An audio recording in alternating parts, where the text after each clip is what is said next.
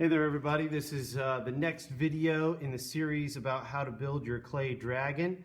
I've got some extra clay right here because I'm ready to start working on the arms and legs. I want to do a couple of quick videos about how to shape clay to make it appropriately thick and shaped so that you've got something that's close to what you've drawn.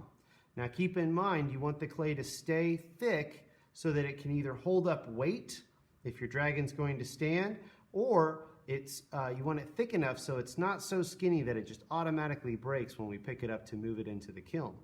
So I've got a good block of clay right here. I'm going to actually split this in half so that I can make two arms about the right size. I'm going to do a quick lesson on arms and then we'll talk about the legs.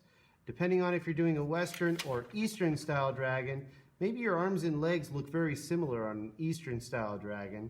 Maybe they're a little bit more arm-like or more leg-like. It really depends on what you're trying to go for. Once you've got your clay, think about how big that arm is going to be in proportion to the size of your body. If the piece of clay is too big for an arm, all you got to do is maybe split it in half. Maybe that's a more appropriate arm size for this amount. So once I've got my clay, then I can kind of squeeze it, because an arm is just like your arm. It's long and slender. It's thicker at the top, just like my shoulder's thick at the top. So when I stick it onto the body, I want that part to be the thickest part of the arm. So I'm going to leave a lot of clay up here at the top.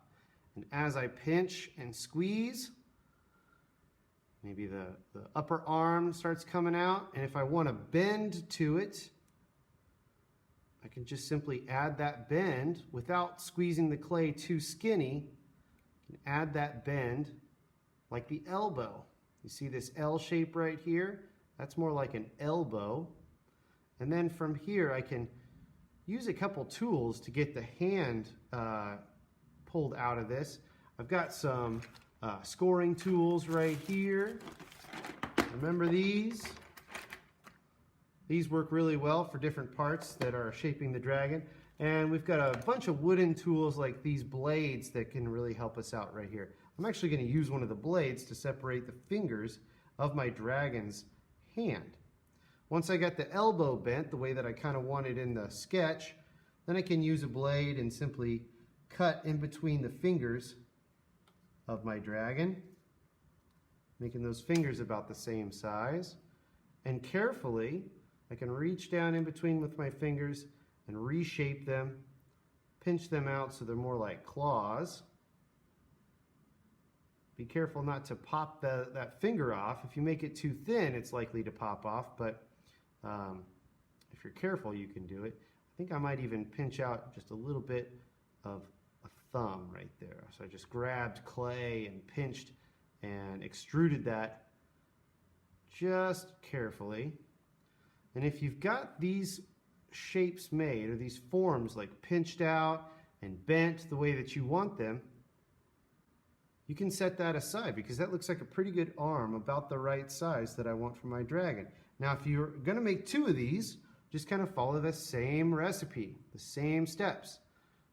Kind of squeezing it out, leaving the upper part where it's going to attach to the body nice and thick, pinching out the lower part where the hand's going to be down here. This is the shoulder, and then maybe even bending it in a similar way.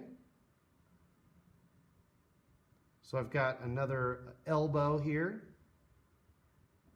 and then using the same technique for the fingers, slicing down in between to separate them, and then using my fingers, not the dragon fingers, but using my fingers to make the dragon fingers look more claw-like, pinching those out. I think I want to make another thumb, but it's got to be on the inside. So I'm going to grab some of this clay, pinch out another thumb, and readjust. This clay is still nice and soft. I can always readjust if the bend comes out for the elbow. And then I might do a quick smooth just to get the arm looking a little bit tighter, better. If you've got your appendages made that you're going to attach to the dragon's body, we can follow the next video about how to score, slip, stick, and smooth separate pieces onto the larger dragon body. Thank you for checking out the arms.